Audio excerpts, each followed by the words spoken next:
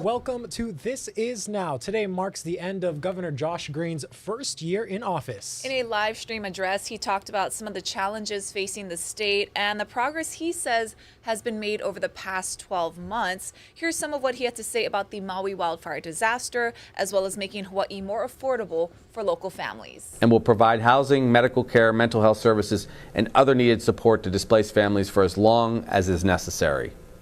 FEMA continues to assist us with direct leases and rental assistance grants to ensure that people stay housed well into 2025. And these costs will be covered by federal assistance, state resources, and humanitarian aid. If these housing options are not adequate for the people of West Maui, we'll authorize the construction of hundreds of transitional units in the region to make sure we have enough housing for our needs. In the 2023 legislative session, we introduced and passed Phase 1 of the Green Affordability Plan, which in this first year alone provided $104 million in direct tax income relief to Hawaii's Alice families. In the next phase of our plan, we'll provide more tax relief, including the Child and Dependent Tax Credit, raising our tax breaks to $250 million over time, each year, so that working families can afford to live in Hawaii and our next generation can have a future here. We immediately approved 10,800 units of new affordable housing for working families in our state. Now have turned our attention to approve projects in urban Honolulu and along the growing rail. This continues to be one of our biggest challenges, but we've taken action and we're committed to building more affordable housing in the coming years so local people don't have to leave Hawaii and essential workers like nurses and teachers and firefighters can all afford to live here in our beautiful state.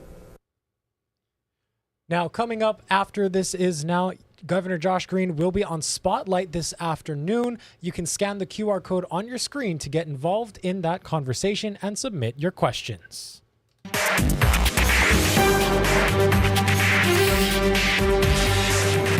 We're continuing our coverage now of the monumental acquisition of Hawaiian Airlines by Alaska Airlines.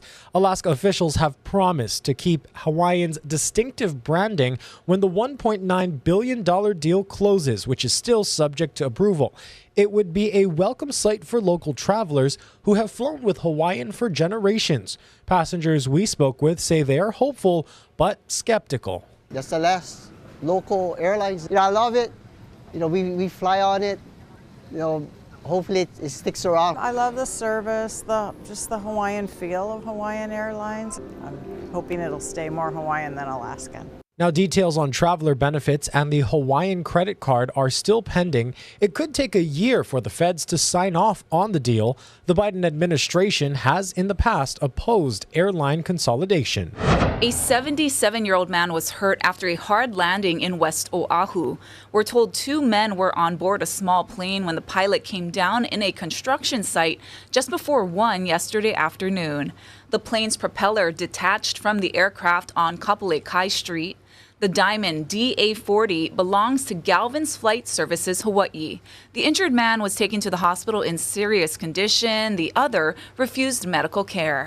Have you seen this man on Hawaii Island? He was caught on camera stealing items from multiple cars at a Hilo business. It happened sometime during the weekend of November 11th near Kanoilehua Avenue. He's thought to be in his 30s or 40s with short black and gray colored hair. Call the Hawaii Police Department with any tips. There was a pretty strong tremor that rocked Hawaii Island yesterday. A 5.1 magnitude earthquake was felt across the state by over 1,000 people just before 6 p.m. Now, the good news here is there was no reports of significant damage. Someone as far away as Kauai reported feeling the shaking. The quake was about 8.5 miles southeast of Volcano and about a mile below sea level at Kilauea. It wasn't strong enough to generate any tsunami threat. The USGS says the quake isn't related to volcanic activity based on the size and location, and scientists say you can expect more aftershocks.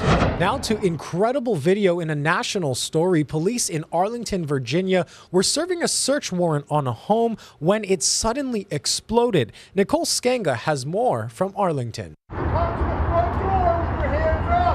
Just before 8:30 Monday night, Arlington police were attempting to execute a search warrant after a suspect inside this house allegedly fired multiple rounds from a flare gun hours earlier. And just as police approached, the powerful blast unleashed debris, including its roof and walls, from the multi-story house into the sky, with flames visible from blocks away. I've never had a sound wave shock like that. I thought something had happened on my house. Police say the first 911 calls came in around 4:45 Monday afternoon after reports of shots being fired from inside the house. As the suspect began discharging several rounds from a suspected firearm inside the house, officers could not locate the source of the suspected gunfire or its intended target. A neighbor across the street caught the explosion on cell phone. In the aftermath, police and fire officials rushed to the chaotic scene. Miraculously, only 3 officers suffered minor injuries requiring no hospitalization. The suspect was inside the residence at the time of the explosion, and he is presumed at this point to be deceased. Both the FBI and the ATF are assisting in this investigation. Nicole Skenga, CBS News, Arlington, Virginia. In the wake of an off-duty Alaska Airlines pilot trying to deliberately crash a flight in October, the FAA is looking into policy changes. New pilot mental health policies could be coming soon. The FAA has announced a special mental health rulemaking committee. It will consist of experts from both the aviation and medical communities. They're looking at how to encourage pilots to report and seek care for mental health issues. The committee is also considering new rules for air traffic controllers.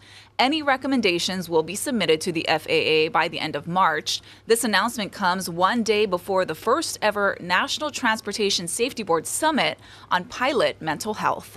Well, George Santos may be out of Congress soon, but he's not out of the public eye. He's joined the celebrity video service Cameo, and one of his first customers is a senator. Brian Todd has the story. Mr. Santos, you'll react. Booted out of Congress, George Santos is rebooting, now joining Cameo, the celebrity video message platform. Don't let the haters get to you. Engaging in everything from birthday to holiday greetings and pep talks on Cameo, the platform's co-founder says Santos raised his price on Cameo today from $75 to $200 due to the demand. Demand from even inside the Capitol, with Senator John Fetterman buying a Santos Cameo clip to tweak Senator Bob Menendez, who, like Santos, is also under federal indictment. You stand your ground, sir, and don't get bogged down by all the haters out there. This comes as the Republican is now on what seems like a revenge tour against those who voted to expel him from Congress.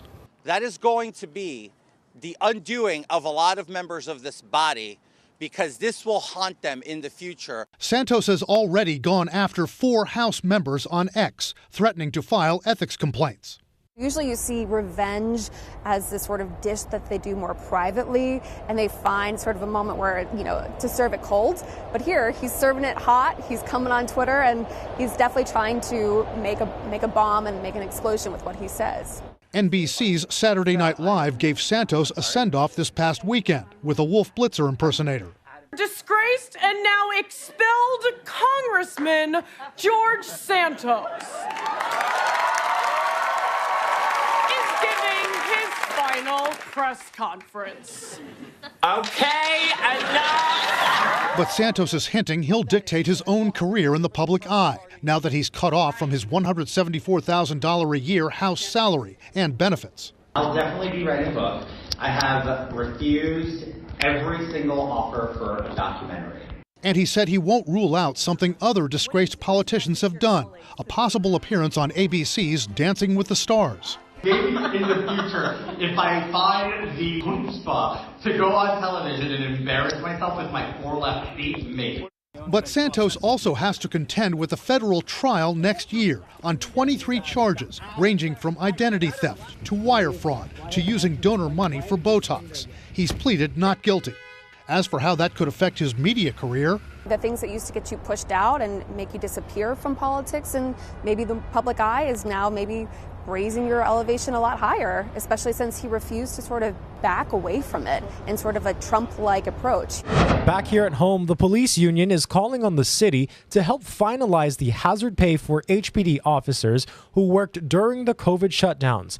An arbitrator's decision this past spring required each officer to apply separately. The city's Human Resources Department has about 1,500 applications to go through, and there's no telling when they'll be done. Meanwhile, workers in other unions have already been awarded their hazard pay.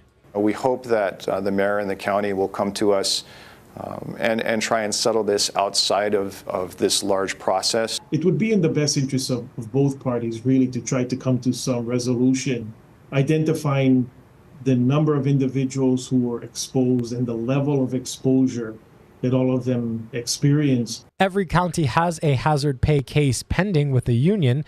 Maui County gave 1,300 workers extra pay of up to 25% from March 2020 to March 2022. The city and county of Honolulu declined to comment, citing ongoing arbitration and negotiations. The DLNR is sharing new video of the damaged coral reef after the removal of the military plane in Kaneohe Bay. The tops of corals were knocked off and some corals were scraped and others were pulverized, but overall divers say the damaged area is smaller than the plane's footprint. Biologists performed their second site survey yesterday and plan to start restoration efforts soon. Today, within the internal boom, we will be overturning corals that were knocked upside down with the impact, and hopefully that should give them a better chance for survival. And it just depends on our findings as to further action. Crews will continue assessing the reef today. DLNR said it is unlikely the state will seek fines from the military. And happening this weekend, tens of thousands of runners will be lacing up their shoes this Sunday for the 51st Honolulu Marathon. You can join in on the fun even without running those treacherous 26.2 miles. You can join us right here for live coverage of the race starting at 6 a.m. Sunday morning on K5 and our digital platforms. Now to a health alert. We've told you about a mystery illness that's causing severe sickness and even death in otherwise healthy dogs. Here's Priscilla Thompson with more on the clues doctors are finding as they learn more. This is Maple. 7-month-old Australian Shepherd Maple was a happy, healthy puppy until her owner, Adriana, noticed a cough. She's coughing pretty much every other minute. As Maple's cough grew even worse, Adriana panicked and rushed to the vet. I was really scared. Maple was sent home with antibiotics. The vet told Adriana the symptoms were likely caused by the mysterious respiratory illness plaguing dogs across the country. I would say that there's probably more that we don't know than what we know, which is frustrating. At Texas A&M College of Veterinary Medicine, Dr. Kate Eicher began studying the illness after seeing a rash of cases in the spring, including her own puppy. What should dog owners be looking out for? Something like discharge with the eye, a soft cough, like actually just what he just did. An online database shows dog owners are now reporting suspected cases in 37 states, with at least a dozen deaths. The cause of the surge in cases, experts say, could include a new pathogen, low vaccination rates, or lower immunity levels after pandemic isolation. Dr. Eicher found one bacteria alone present in 75% of the severely ill dogs she tested, and in reviewing x-rays, noticed a pattern. Are the patterns that we're seeing here important? They're really important. A lot of the pattern or sort of the brightness that we would see wasn't in the spot where we would normally see it. It was occurring further back in the chest. Understanding the pattern, she says, could be key for vets to know what medication to prescribe. treatment dog lovers may need to help their best friends. Priscilla Thompson, NBC News, College Station, Texas. And there are precautions pet owners can take. Opt for a play date with a dog you know versus the dog park. Call your vet if you notice those symptoms like coughing, sneezing, discharge around the eyes and nose, or a change in breathing. And don't take a sick puppy to doggy daycare. A lot of useful tips there. Let's go ahead and take a live look outside. This picture has been changing so much over the last few days. Yesterday it was sunny, but today, as you can see, there are some light clouds and showers moving through. This is our tower camera in downtown Honolulu. Stick with us after this short break. We'll have more news and weather in 2 minutes.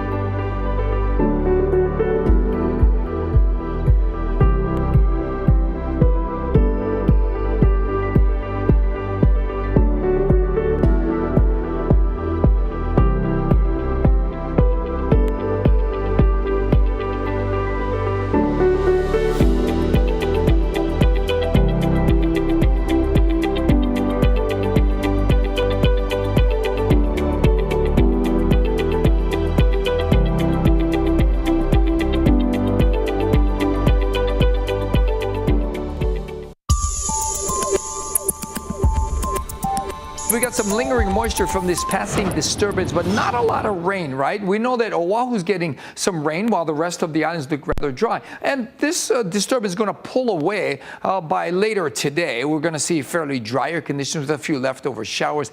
Now on Thursday, this front's going to come in and push away the trade winds. We'll get a southeasterly variable wind kind of scenario for the next few days after that. Now rain from that front, not expected until maybe Thursday afternoon, Thursday night, going to linger around probably through Saturday morning, but we're not talking about a whole lot of rain. And by Saturday afternoon, that's going to pull away and mostly dry conditions will come back. Although on Monday, with the trade winds coming back, some of that moisture might get caught up in the trade wind flow and we could see some windward and mucus showers.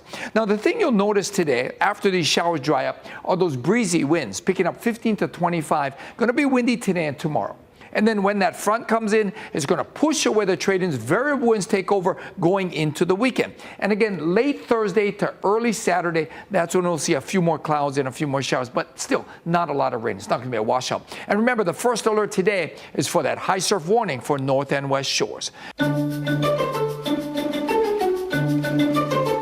Thank you so much, Guy. Time to check out some headlines from the feeds. Now, there are multiple vehicle recalls out right now, with 45,000 Fords topping that list. Ford is recalling its 2015 Fiesta, 2016 Fusion, and 2016 Lincoln MKZ. The vehicles were sold or registered in several states, including Alabama, California, Georgia, Hawaii, and Texas. Ford says there's an issue with the inside door locks, which could allow the door to open while the car is moving. Owners can take their cars to a Ford dealer for repair at no cost. Chrysler, Jaguar, and Volvo also issued recalls. Check the NHTSA website for more details. You can search using your vehicle identification number. And the genetic testing firm 23andMe says hackers have accessed nearly 7 million customer profiles. In some cases, that includes users' ancestry reports, zip codes, and birth years. The company's filing with the Securities and Exchange Commission said roughly 14,000 of the company's users' accounts were breached by the hackers. 23andMe is standing by that number, but is also now saying hackers were able to access some 5.5 million profiles that use a feature called DNA relatives. The feature allows users to find genetic relatives. The company also says hackers accessed a subset of family tree information on about 1.4 million profiles. A company spokesperson did not respond to questions, and they say they are working to notify affected customers. And a programming note to pass along. Don't forget to tune in to Investigates TV right after This Is Now. Here's a preview of today's episode. Next time on Investigate TV Plus, a pain no parent should experience. When they don't properly know how to handle firearms, he picked it up and it happened. Families across the country are losing children to gun violence, and we investigate what can be done to prevent accidental shootings. Well, a significant amount of adults in this country are experiencing loneliness in some way, and it's not just a mental health problem. Now, loneliness can put people at risk for all sorts of problems, including heart disease, diabetes, and more. Dr. John LaPook shows us a program that is aimed at combating that. For these high school teenagers, spending the afternoon with people old enough to be their grandparents is their idea of a good time. Every Thursday, a group from the United Nations International School visits this New York City skilled nursing facility Okay, I got one. for an afternoon of competition Wait, that's not how you spell it. and conversation. Parents should want to raise the home. It's the brainchild of 17-year-old Max Hockman, who started playing chess with his family at the age of 4. I started thinking about it during the COVID-19 pandemic. When I heard about how my grandfather was kind of feeling lonely, I decided to just pick up the phone one day and call him and ask him to play chess online with me. I saw how that really improved his mood. That online chess game with his grandfather in Florida has morphed into 60 students visiting 3 facilities every week. I love all types of movies. Much to the delight of residents like Lori James. You know, I'm seeing a lot of talking and very little chess playing. Is that what usually happens with these things? Yeah, sometimes, yeah. Because that's how you connect to one another. Maria Alomar introduced Daria Murnia to the game of dominoes. You said to me that the people in East Harlem, is that where you're from? Yes. They take dominoes very seriously. Very seriously. I won one game, but who's counting? In between chess moves, Luis Sanchez and Hugo Ilmesen discovered they had both lived in Panama. I was showing him some photos of me in Panama, and we were talking about it. We speak English, and then sometimes we'll speak Spanish. You know, there's the desire on their end to have the connection as well. It's not just the residents wanting to connect with the youth, but the youth wanting to connect with them. Just knowing that there's still genuine young people out there who's willing to, come and sit with us. Gives you faith? Yeah. Dr. John LaPook, CBS News, New York. When a Colorado girl's dog passed away, she didn't let grief take over. Instead, she's using her story and the holiday season to give back to dogs who don't have a home in her community. Olivia Young has more.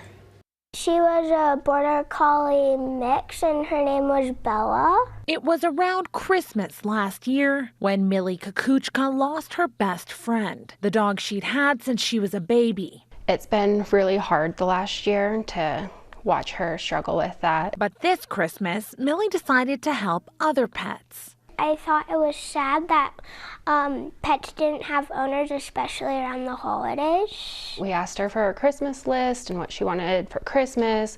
She went in her art room and came out with a flyer and wanted to do a pet drive donation. Her parents reached out to the Dumb Friends League, shared the pet drive on social media, and soon the community had jumped in to help. We've partnered with our gym and with her school. We've set boxes up there. I'm collecting some at my work. My husband's collecting some at his work. Millie wants to collect as much toys, food, and pet supplies as she can. Treats and bones. There's like 50 toys in there already. Boxes of treats and 5 or 6 dog beds. A 9-year-old serving as Santa for shelter pets. Just make sure that every pet feels love, even if they don't have a home on Christmas. Even though you're little, you can still make a big difference. Well, that was adorable. A silver lining in a sad situation. Yeah, what a great idea. Yeah, always good to see Keiki get involved and see the need for change in their community and stepping up. Before we give you one more good news story, let's go ahead and take you outside live one more time. The rain has really started to come down here. Our weather team has not declared a first alert weather day, but they are highlighting this day in yellow, which means increased showers are passing through. There they are. There they are right there. Now, I checked the Hilo camera earlier this morning. It actually was a little bit of a completely different sight. Take a look at this now. Hilo, it's absolutely beautiful there. So depending on where you are in the state, you may get some showers or sunshine. All depends. Yes, yes. And there's still big surf. Yes, that too. Let's not forget that. Let's go ahead and give you one more good news now story. We had a very special surprise here in the H&N newsroom this morning. Take a listen.